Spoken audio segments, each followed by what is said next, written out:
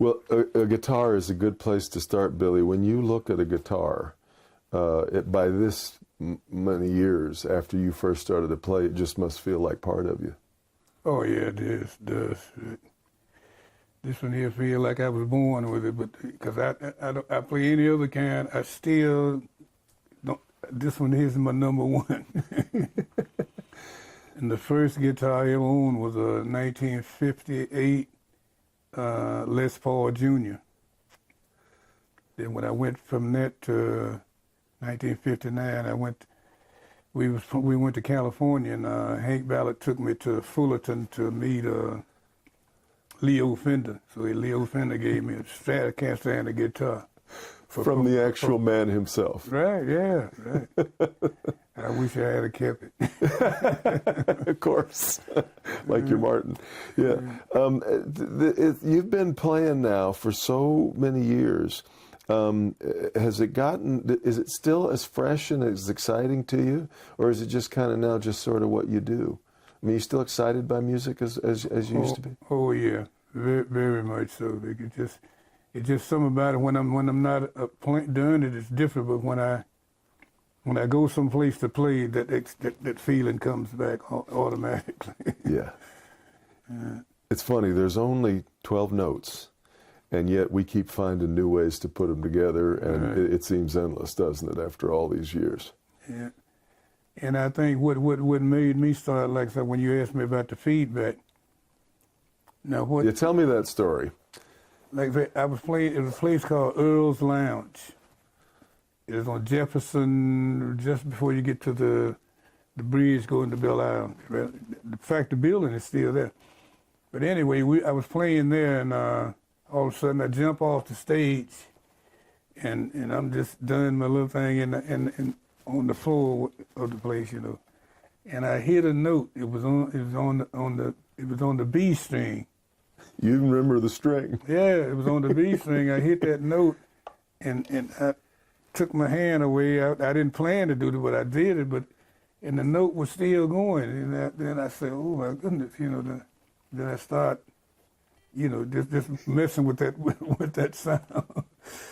That's how I started. That was the very first time I experienced it. And it was because you were probably just standing so close to a speaker? Yeah. The speaker's right behind me. So I goes off the stage and get in the middle of the floor and just hit that note. And all of a sudden I took my hand off like that, and the note was still going. I'm still. So I started using that every night, every time I play someplace. And you hadn't heard anybody use feedback in a song to that point? No. And then a couple years later, you're teaching Jimi Hendrix. And now today, it's hard to find a rock song or a rock guitarist or even a blues guitarist who doesn't mess around with feedback. Yeah, I know. Do you kind of feel like the godfather of all that? Oh yeah, because wasn't nobody else doing that, you know. And the people used to, because what really made me experiment with stuff like that, be honestly speaking, during that time I started drinking wine and stuff, liquor, stuff like that. And I would just crazy things just come to me to do, and you know, that's because I'm geeked up on liquor. Including playing the guitar behind your head. Oh yeah, so anything that was that, and getting on the floor doing back over flips and all that stuff, you know. Playing it with your teeth. Yeah. And none of that I planned, but I would just get so engrossed in the music, I just get carried away. Well, then tell me a little, because that was right about the era when we were watching this transition in music. And of course, a lot of the country was scared to death of what was happening, that this music was out of hand, that it was, that it was so doggone loud, but that it seemed rooted in all kinds of mayhem. And, you know, it was a real reaction against, I guess, sort of the, you know, the big band era coming out of all that. Did you feel like you were in the middle of a revolution at the time? Yeah, sure did. I wanted to get it. Because people at places I would play at the people was going crazy. They loved it, you know.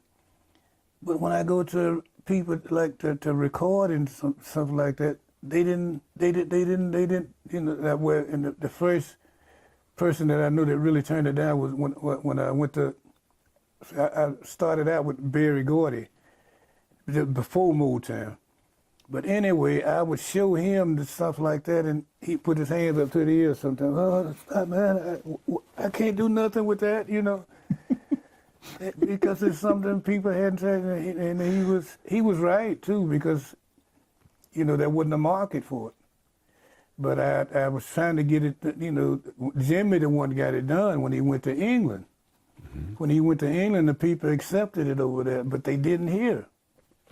That's because I had to went to other recording companies and trying to get it. Oh man, we can't do nothing with that. What is that, you know? I said, I don't know. It's just something I feel. I just play, you know. But see, when Jimmy went to England, that's when it become, you know, he started doing it over there. The people accepted it over there. You know, when he came back to America, it was accepted then. But before that, he was doing the same thing before he went to England, but it wasn't accepted. So it's funny to think back to what we think of as the roots of rock and roll with Bill Haley and that kind of music and a lot of the doo-wop. But it seemed very neat and tidy compared to what you're talking about. Yeah. Like I say, it's just like the record companies. It wasn't. They got so they accepted it years later, but during that time it wasn't. You know? Yeah. Did you feel like were you a rebel in your heart? Oh yeah, definitely, yeah. You know, because I was doing stuff, you know, like I never will forget. I played. I don't know if you ever heard of Idlewild, Michigan. Yeah, sure. All the big class acts groups, you know. I was booked there, but when I started getting on tables, walking tables and doing all kind, they barred me from up there. I never got a return engagement. What was music to you then? What do you think was drawing you to that sort of wilder side of music? The wine helped, I guess. But what do you think? What was it saying to you? And what were you trying to say with the music you played? I was trying to. I felt it within me. You know, I was just there, and I just acted, showed it, but like I said, the audience, they loved it, you know. But when I go to the big time record companies or promoters, stuff like that, I mean record companies, they didn't, they said there was no market for that kind of music, that kind of whatever I was doing. They didn't know what to call it, and neither did I. You didn't either. I just did what I felt, you know. Did it feel like you were still playing the blues, or were you playing something that really you hadn't heard before either? Yeah, even when I would play the blues, when I would play the blues, I would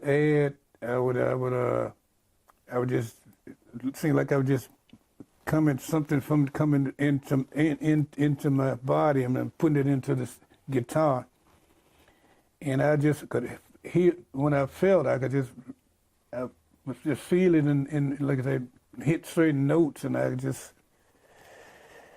it was just something that I was just doing that I hadn't because I hadn't heard nothing like that, but I just felt it, and I was just trying to, you know, put my feelings into what I was doing, you know. So. And I really didn't think about it. I just go play someplace. I didn't think about what I was going to do. It was just kind of just do it spontaneously. It's funny that you were still getting booked, right? Yeah, because you probably developing a reputation by now. Yeah. Well, the kids loved it, and you know, and the audience I played, they loved it, and but the places like the Flame Show bars, places like that, they didn't. I would go there, I would never go back. They'd never have me back. Because they were used to, you know, guys was more, you know, like a lot of the artists, like the Four Tops, people like that. So they had a certain class of acts that they booked in a place like the Idlewild, Flame Show, at 20 grand, places like that. But and see, what I was doing didn't fit into none of them places.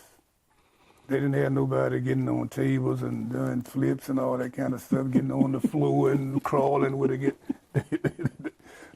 That's something they the people liked it, but the people that really was in charge of everything, they didn't. Now, when I think about the wilder performers of the late 50s and the time you're talking about, I think about Little Richard, Jerry Lee Lewis, maybe. Did you feel any kinship with any of them? Or I mean, was anybody doing the kind of music that spoke to you? Oh, was there anybody that you admired and liked?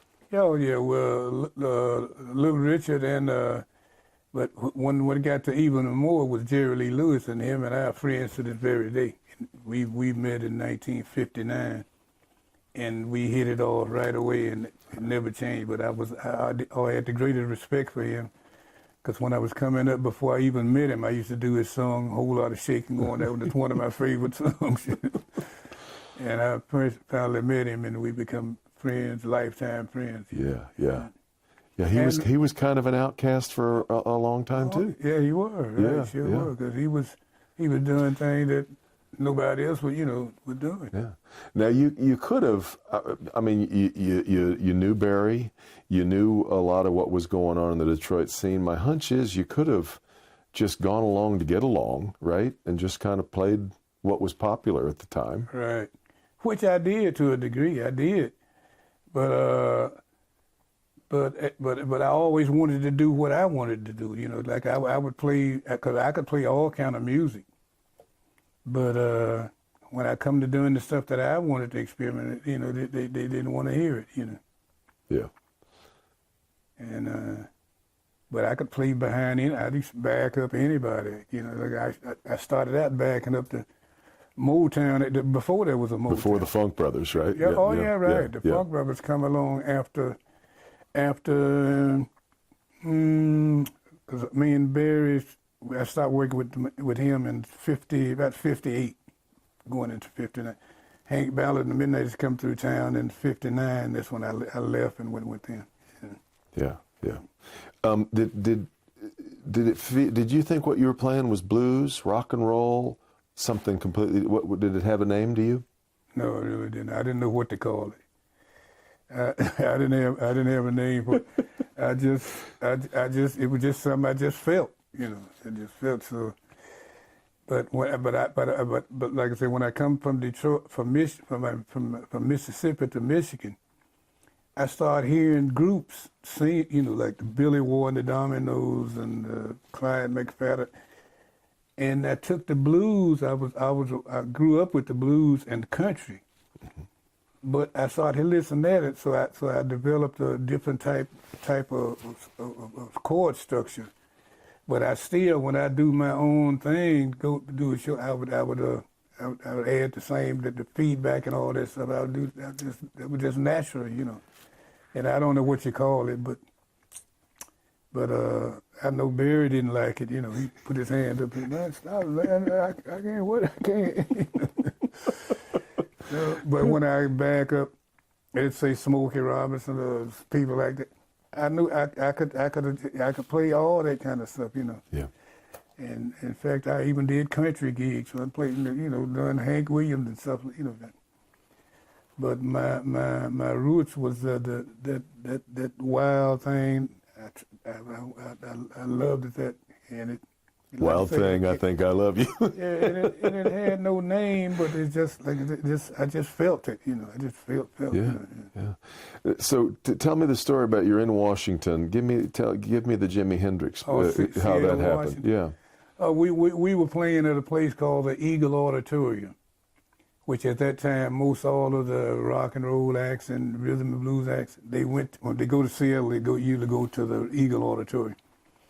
So we did one show, and we was waiting to do another show. So we had a big intermission, and our trumpet player, his name was Pat Patterson. He was the one of the band. He was our trumpet player with Hank Ballard and the Midnighters. So he went outside where the people were at, waiting to get their tickets for the second show.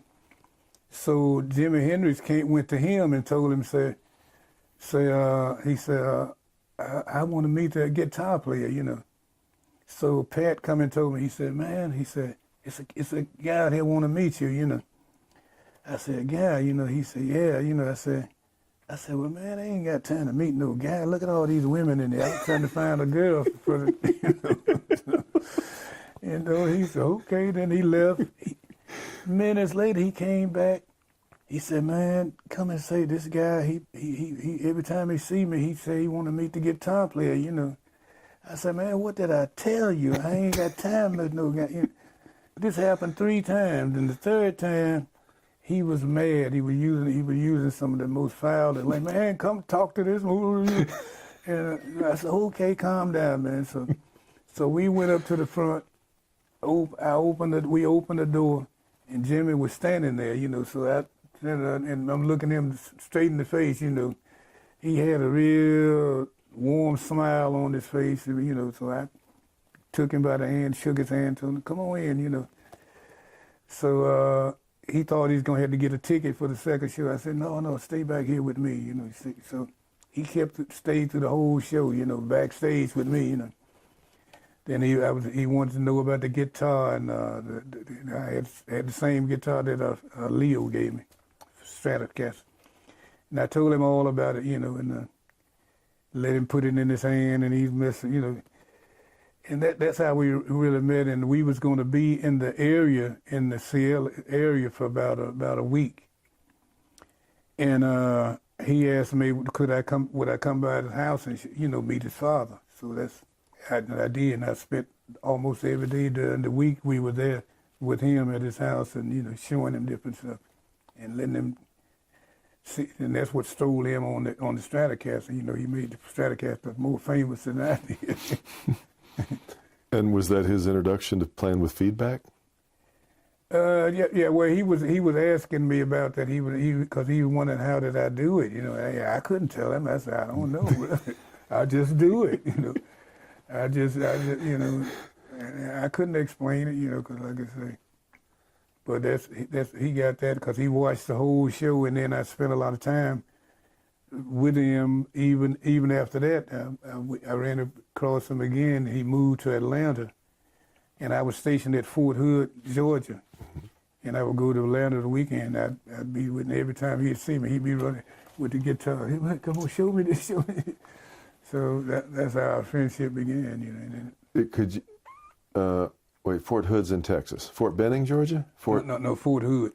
I mean, Georgia. Fort Gordon. Fort Gordon, Georgia. Yeah. Fort Gordon. Yeah, my dad was in the Army, so I've got a weird connection to those things. Could you tell that Jimmy had talent early on, or did you just think he was just a kid? No. What I'm gonna tell you the truth. The only thing that impressed me about him was his determination. He wanted, I could show him something, man. He had played the same. It looks like he play just like a record. It broke and it's done the same thing. He played the same thing, just the same thing, just for hours. His girlfriend at the time, he was going with a girlfriend named Faye Prison at the time. She had put him out, Jimmy, I'm sick. Oh, you just the same over and over, just keep going. That's the way he did. He was a perfectionist, But that's what impressed me about him, because it wasn't his plan. But even though he got it later, but because he would show him one thing, he'd stay on it. He just go up, just take it to the limits. So years later, you're watching his rise. Could you hear what you had taught him in all that music? You had to have. Not only hear it, I could see it too, and because like I said, from 59, 63, I went to I got shipped to Korea. I was in Korea for 13 months. So I didn't see him for about at least about 4 or 5 years. And he had made it big then, than before I came back in contact with him. but but I'm watching him on TV and different stuff. I could see, you know, and he hadn't forgot. No, Yeah. no. It sounds very much like what you were doing all that time, but he found an audience. But you think England had a lot to do with that? Oh yeah, That's really interesting. When he went to England, because like I said, the record companies they didn't know what to do with it. You know, like Barry Gordy was right. He didn't. There was no market for it. Right. Yeah. But what Jimmy did was when he went to England, they exploited that. But where the companies here, they didn't know what to do with it. They really didn't.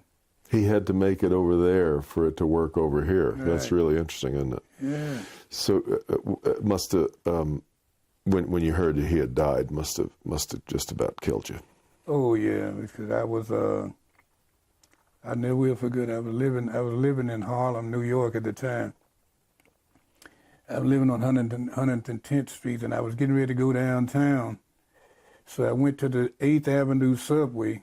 You go down Stairway, and I was going to the subway, and at the bottom they had a big bin with a garbage and big all kind of junk stuff in there. And it had a Saturday Evening Post newspaper was on top of it. And I'm walking down, going to the subway, and I saw his picture on the paper. I'm looking, then I get a little bit closer. Then I saw it say, Jimi Hendrix dies at 27. I picked the paper up and I couldn't believe it. I was in shock. I couldn't, and I still got it. But and I called his girlfriend at the time. I told her, I said, is this right? I said, I just read about Jim. She said, yeah.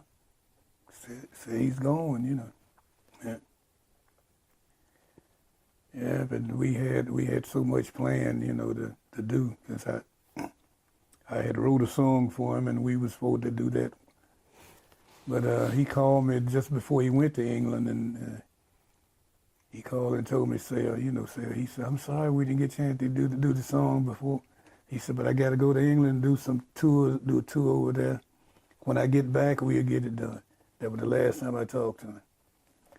And that was the last word he told me. You know, we'll do the song when he get back. When he get back. Yeah, yeah.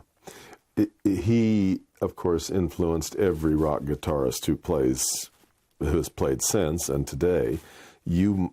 So, in other words, you influenced every rock guitarist that's played since.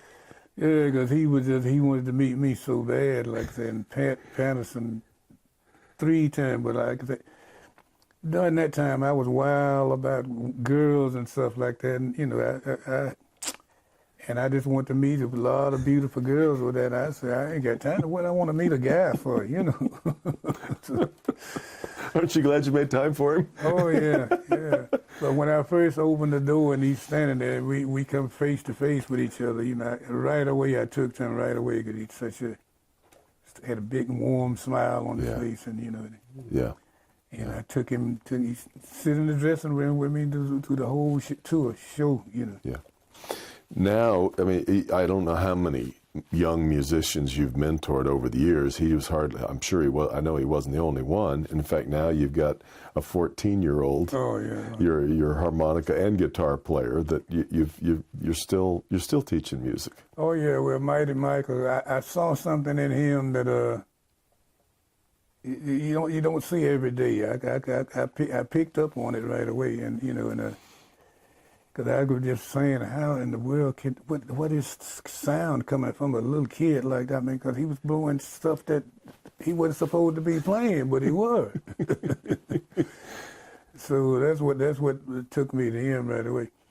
But Jimmy, I didn't like I say. Only thing I saw in Jimmy was just his determination. Yeah. I didn't see no greatness in him at the time, you know, but I saw it later, you know. But you, I mean, I obviously you were determined, but it feels like you had more stuff. A lot of what you played was coming from inside you. It wasn't right? Exactly. Yeah, exactly. Yeah. I want to talk about this Detroit thing that I was telling you about, that I'm trying to figure out how in the world all of this music has all come out of these same, I don't know how many square miles, but it's insane to me that the same city, the same place can give us, run through all of them, you know, from Aretha to Madonna to Eminem to Jack White, who no doubt was influenced by what you learned to do on guitar, and then all of Motown and Wilson and all the people that you played with over the years here locally. What is it about? How does that all come out of one place? Yeah, you're right. I wondered that myself, but it's something about this location. You know, it is something about it. I've talked to quite a few people about that. It's something about, because you take a certain area, it's something about that area. You go over here, another place, it don't work the same. It's just something spiritual or something. I don't know what to call it, but it's there, because I've heard I heard a lot of people talk about that, and just like this big thing they got down by the riverfront. It's supposed to be like you go from one. It's supposed to be. It's right down by on Hart Plaza. They got a big circle up there, you know. Oh yeah. And they said it's supposed to represent something like you know, like that. It's coming together. Well, part of it is that a lot of people like you came from the South and brought traditions of blues and country, and then it got up here and got. I haven't quite. I don't know. I've thought about this so much, Billy. I can't quite put my thumb on what the magic is here. Yeah. But it isn't. But you're smack in the middle of it, and yet you can't. If you can't figure it out, I might not be able to either. Yeah, like I wrote a song, one of the songs I just recently wrote called "I Grew Up on Doo-Wop." Rock and roll. I grew up on doo-wop, country music, and down home blues. So that's a mixture of my, you know, what I feel that my songs are. Yeah. And I came to Detroit and got a double shot of rhythm and blues. You know, so Right. I come up because I was influenced very much by country music, blues, gospel. That's all I heard in the South. But when I came to Detroit, I heard a totally different type of music that I had never heard before. And what was what was that? What did it? Like it was the beginnings of R&B. Right, like the Clovers. Mm-hmm. Early morning. Yeah. You know, that's something I had never heard before. Yeah. Well, it all came together in a pretty good cocktail. Yeah, Billy Ward and the drumming those, you know. And now you're one of the few people. I don't know anybody else who's in 3 different Music Hall of Fames. No, I don't either. No, I don't either. But it just, I can function in all three of those categories. Yeah. You've played and been around a whole bunch of people over the years. Does one stand out as being the most, talented, most special? I mean, you were Sam Cooke, all these people who are just really legendary figures in music. Does one of them stand out to you as being really unique and special and made the biggest impression on you? Well, I would say it does feel like I said, Jerry Lee Lewis, very, very much so. I have a lot of respect for him. Yeah. As a music icon and as a friend, you know, he's a very special person, you know, to this very day. Yeah. And Jackie Wilson, Sam Cooke, there's so many of them. Is there anybody you never got to play with that you really wished you had? Is there somebody that you just that you always admired and just never got to be around? Did you ever cross paths with Elvis? Oh yeah, Elvis. We was playing at Crump Stadium in Memphis, Tennessee, and I was in my dress. We had did the show And so we had separate dressing rooms. Hank Ballard was down the hall. My dressing room was here. So I'm in my dressing room, we getting ready to go. We done did the show. We getting ready to go out and chase some women now, you know. And There's a theme here, Billy. then I heard somebody knock on my door real loud. Boom, boom, boom. I said, yeah, who is it? You know, I went open the dressing room. There's a big cop there, looked like he was tall as this wall. I mean, this top. He said, you Hank Ballard? I said, no, I'm not. My heart was doing like this. I said, no. I said, Hank Ballard. I said, he's right down the hallway, you know. And he didn't. Then he went down there, and I said, I wonder if they're gonna, you know, 'cause I know those guys. They smoke weed and stuff like that. I'm thinking they're getting ready to get bust somebody. They got down there. I heard him talking. He said, Hank Ballard. He said, we are here to escort you to Graceland. Elvis Presley sent us to escort you to Graceland for his welcome home party. He's just got discharged from the Army. And I said, oh, what? So that, you know, and I felt good then, you know, when I said that, you know. And we went out there. They took us out there, but it was so many people, and we had to go to Texas. We had a long ride to go to Texas, so we didn't get a chance to see him then. But a few years later, when I was playing with Jackie Wilson, that's when I got to really know him, you know. Because him and Jackie Wilson were very good friends. Oh, interesting. And I was playing with Jackie, and that's how I really got a chance to meet him and know him, you know. That's another one that I can see you having some kinship with, because Elvis never understood exactly why he did what he did on stage either. He just felt it all inside. Yeah, right. You guys were cut from the same piece of cloth. Yeah. Yeah, sure was, right. And he was, like I said, you said playing with. Now I would have loved to play with him. That would have been great. Yeah. So the last thing I wanted to ask you then is about playing now. Do you feel like you still play as well as you did ever? Is it different? Is it? Or I would say it's different. I'm more or less instead of flash so much, I'm concentrating now more on sound instead of speed and stuff like that. Mm-hmm.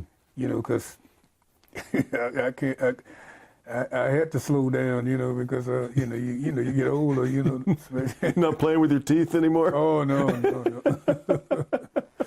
But I love to see the younger guys do it, you know, because I was, you know, I had already did that, so I love to see the younger guys pick it up and do it, you know. That. But do you hear any music, new music that excites you now, or is it not like it used to be? Not really. I really don't. Really, I'm glad I learned how to play like during the time I did, because I don't think if I was a younger guy right now, maybe I wouldn't have nothing to be would interest me, you know. Because I don't like rap. I don't have nothing against it, but it's just not me. I can't feel it. Yeah, right.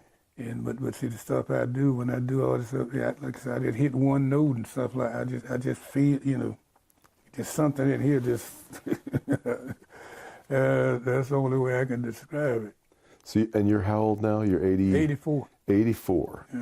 When you look back, well, first off, musicians, we've already mentioned a couple of people who didn't make it to 84 in a life in music, that's for sure. But you look back at at the life that you've lived in music. What do you think? It's been. I love the thing that we have come, because when I was playing with Hank Ballard and the Midnighters, in 1960, we became the #1 group in the world. We were the first group in the history of music to have 3 records in the top 40 at the same time. After we did it, the Beatles did it, the Supremes did it, but we were the first to do it. So that's that was a great accomplishment. And I did recordings with the Isley Brothers, B&E King, Joe Tex, and we did all the hits with Hank Ballard. We had, like I said, we had 3 records in the top 40 all at the same time in 1960. Pretty good for a little kid toting his guitar up from Mississippi. Yeah. And I was so carried away with the guitar. I used to carry my little acoustic guitar to school with me. And the kids used to laugh at me. Oh, here come Billy with that old guitar. You know? That's really great. I'm just so tickled to get the chance to sit and talk to you. I so appreciate it. And we'll shoot the concert that you're doing, the thing you're doing tomorrow night at the library, and it's gonna be, yeah. Really appreciate talking to you. Okay, thanks so much. And I love your sound too. I want to talk to you talk about doing some. It's straight ahead country for me too. So you and I both come out of that.